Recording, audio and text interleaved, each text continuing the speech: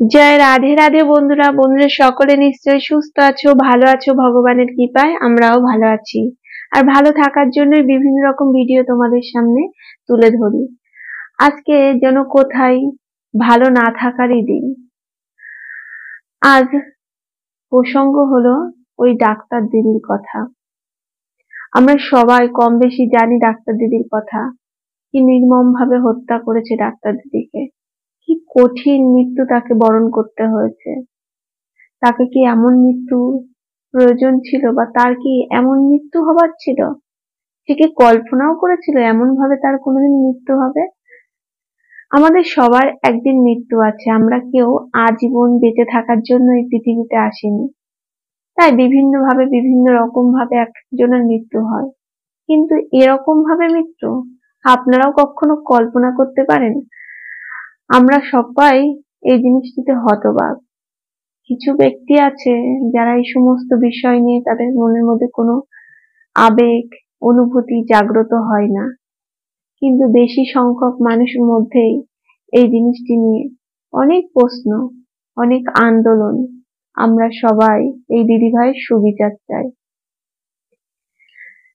খুব কষ্ট করে মরতে হয়েছে তাকে, খুব কষ্ট তাকে সবাই মিলে দিয়েছে, কত মানুষ তাকে অত্যাচার করেছে। তাই প্রত্যেকটি মেয়ের মধ্যে এই প্রশ্নটা থাকছে, আমরা তাহলে কি সেফ নই? এবার বলবো বন্ধুরা, সেফের কথা। অনেকে তো ভাবছেন যে আমরা মনে হয় বাড়িতে থাকি, আমরা ভীষণ সেফ। অনেকে ভাবেন আমরা তো এত পড়াশোনাও করি না, আমরা না কলেজ থেকে পার হয়ে আমরা ডাক্তারিও পড়বো না, বা এরপরে বিভিন্ন স্থানে চাকরির ক্ষেত্রেও যাব না। এমন প্রচুর মেয়ে আছে যাদের পড়াশোনা কমপ্লিট হলে বিয়ে হয়ে যায়। আমরা সেই ধরনের মানসিকতা সম্পর্কেই বলছি। তারা মনে করেন আমাদের সঙ্গে এমন ঘটবে না, আমরা তো যখন যাই সাথে করে ব্যক্তিকে নিয়ে যাই, বা আমরা সবসময় কোনো মানুষের সাপোর্টে থাকি। কিন্তু এখানে দেখুন, মৃত্যুর পরেও আপনার শান্তি নেই। মৃত্যুর পরেও একটি মেয়ে ধর্ষণ হচ্ছে, মৃত্যুর পরেও একটি মেয়েকে নিয়ে নানান কার্য চলছে। তাই বলুন তো, মেয়েরা কোথায় সেফ? যখন জীবন থাকছে তখনও সে সেফ নয়, যখন তার মৃত্যু হচ্ছে তখনও সেফ নয়। তাই যারা মনে করছেন আমরা তো ভালো আছি, তারা যে কোনোদিন ধর্ষিত হবেন না তার কোনো প্রমাণ নেই, বা তার কোনো ভাবার কোনো জায়গা নেই।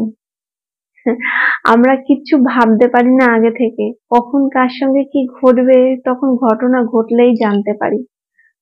এমন পরিস্থিতি তৈরি হয়ে গেছে। পৃথিবীটা এত সুন্দর, আর মানব জীবনটা খুব সুন্দর।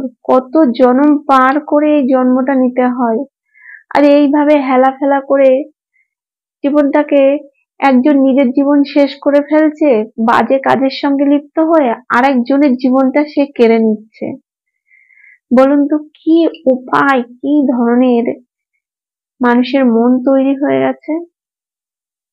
ভাবলে খুব রাগ হয়, খুব ঘৃণা করে।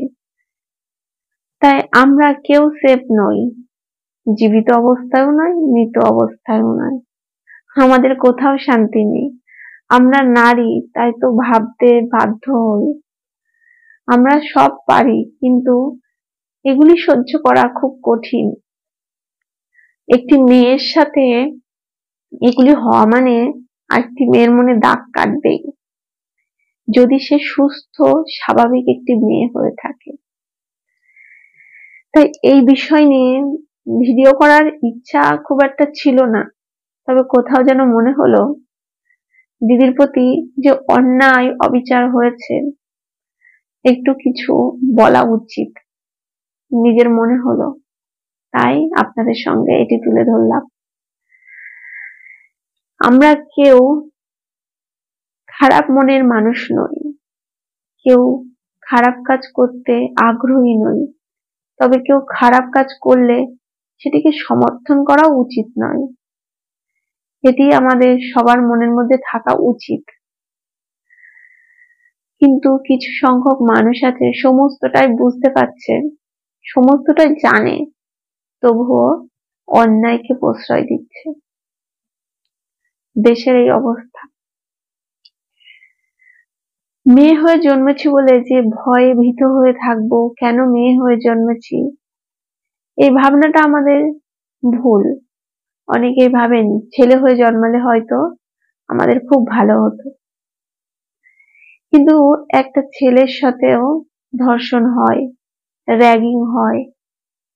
অনেক মাকে দেখেছি নিঃসন্তান হতে, পড়াশোনা করতে গিয়ে সেখানে তার জীবন হারাতে হয়।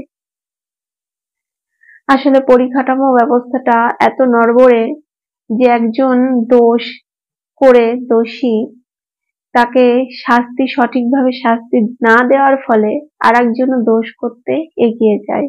সে জানে এরপরে শাস্তি তেমন কিছু নেই, তাই দোষটা সে সহসাই খুব স্বাভাবিকভাবেই করে ফেলে।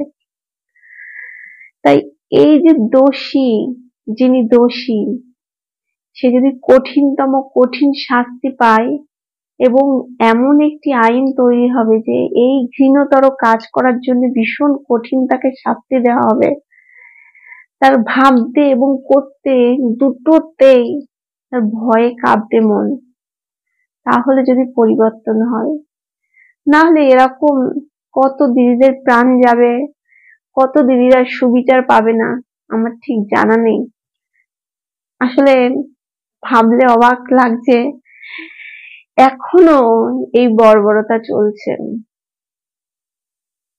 আমরা আমাদের দেশের নিয়ে গর্ব করি, কিছুদিন আগেও খুব গর্ব করছিলাম, কিন্তু কোথাও যেন আমরাও নিরাপত্তাহীনতায় ভুগি। সবার জীবন খুব আনন্দের, খুব সুস্থ স্বাভাবিকভাবেই কাটাতে চায় এবং সবাই চায় তার জীবনটা সুন্দর করে তুলতে, কিন্তু কিছু সংখ্যক মানুষ আছে তাদের সুস্থ জীবন যাপন করতে দেয় না। এই দিদি ভাইটা যিনি ডাক্তার, এবং আমরা ডাক্তারকে একটা সময় ভগবানের জায়গায় দিই যখন আমাদের জীবন মরণের প্রশ্ন ওঠে। তাই সেই দিদি ভাইয়ের যদি আজ এই অবস্থা হয় তাহলে আমাদের কি বলুন তো? আর সব সাধারণ মানুষের জীবন তাহলে কি হতে পারে? আমরাই তো এই প্রজন্মকে বা এই যে ডাক্তার যিনি ভগবান আমরা মনে করি তাদেরকে হারিয়ে ফেলছি।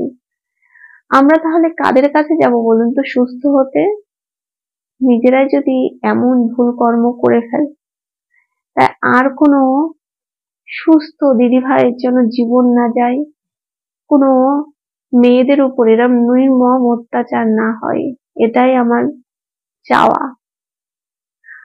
আর আমি অবশ্যই চাই দিদি ভাইয়ের ন্যায্য বিচার হোক, দিদি ভাই সুবিচার পাক।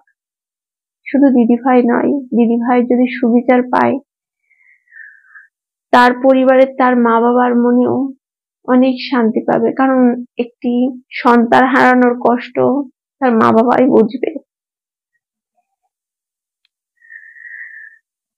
আর বেশি কিছু বলার নেই, শুধু বলতে চাই যারা বাড়িতে থাকেন, যারা মনে করেন সুস্থ আছেন, স্বাভাবিক আছেন, আপনারাও যে স্বাভাবিক না, স্বাভাবিক থাকতে পারবেন না কে বলতে পারে? মৃত্যুর পরেও যে আপনার সঙ্গে এমন ঘটনা ঘটবে না কে বলতে পারে? আমরা সবাই মনে করি যে তীর্থ করব, ভগবানকে নামগান করব, ভগবানের নামগানে নিজেকে যুক্ত করব, গলায় তুলসী কণ্ঠী মালা গলায় রাখবো এবং এই পরবর্তীতে বিভিন্ন উপবাসের মাধ্যমে বৈকুণ্ঠ ধাম যাত্রা করব। তাই সেই মৃত্যুর সময় যদি এমন ঘটনা ঘটে কারোর সাথে, বলুন তো আপনার আত্মা কিভাবে শান্তি পাবে? কিচ্ছু বলার নেই, ভাবলে খুব কষ্ট হয়। এখনো এই বর্বরতা চলে। মৃত্যু পথযাত্রী একটি নারীর প্রতি। খুব খারাপ, খুব খারাপ। আমাদের সবার ভবিষ্যৎ জানি না, কে কোথায় যাবে, কার কোথায় মৃত্যু আছে। তবে এমন মৃত্যু কোনো যেন নরকবাসীকেও না দেয়। এই দিদিভাই যে কষ্ট পেয়েছে সেটা বলতে গেলেও যেন ভীষণ ভীষণ নিজের মধ্যে রাগ হয়। এতটা কষ্ট তার প্রাপ্য ছিল। জানি না এরকম ধরনের কত দিদিভাইদের প্রাণ যাবে। আজ অনেক রকম তথ্য, অনেক কিছু আমাদের সামনে আসছে, আমরা যেটা দেখছি সেটাই বিশ্বাস করছি, এবং আমি তো বিশেষভাবে যেটা দেখি সেটাই আপনাদের সঙ্গে তুলে ধরি। তবে এই বিশেষ কথাটি সেই সমস্ত বন্ধুদের সম্বন্ধে বা বন্ধুদের উদ্দেশ্যে আমি বলছি, একটা মানুষের জীবন অত্যন্ত প্রিয়। আমরা সবাই জানি আমাদের কোনো রোগ বা কোনো কিছু হলে আমরা কত না জায়গায় যাই সেই রোগটা নিরাময় করার জন্য, আমাদের সেই অসুস্থতা কাটিয়ে উঠে সুস্থ হওয়ার জন্য। আপনারা বলুন তো, তাহলে জীবনটা কত প্রিয় হয় মানুষের কাছে। সেই জীবনটা এইভাবে নির্মম ভাবে কেড়ে নিল। সেই দোষীদের জন্য কঠোরতর কঠোর শাস্তি হয়, এটাই আমার ইচ্ছা। আমার নয় শুধু, এটা প্রত্যেক মানুষের ইচ্ছা। যারা সুস্থ মনের মানুষ তারা চায় সঠিক সুবিচার হোক, তাহলে এই দিদির আত্মার শান্তি পাবে। ভগবানের কাছে চাই দিদি যেখানে গিয়েছে তার আত্মার শান্তি পাক, যেখানে ভালো থাকে। আজকের ভিডিওটি বন্ধুরা এই পর্যন্তই। আবার অন্য কোনো বিষয় নিয়ে চলে আসবো। আপনারা ভালো থাকবেন, সুস্থ থাকবেন, খুব আনন্দে থাকবেন। রাধে রাধে।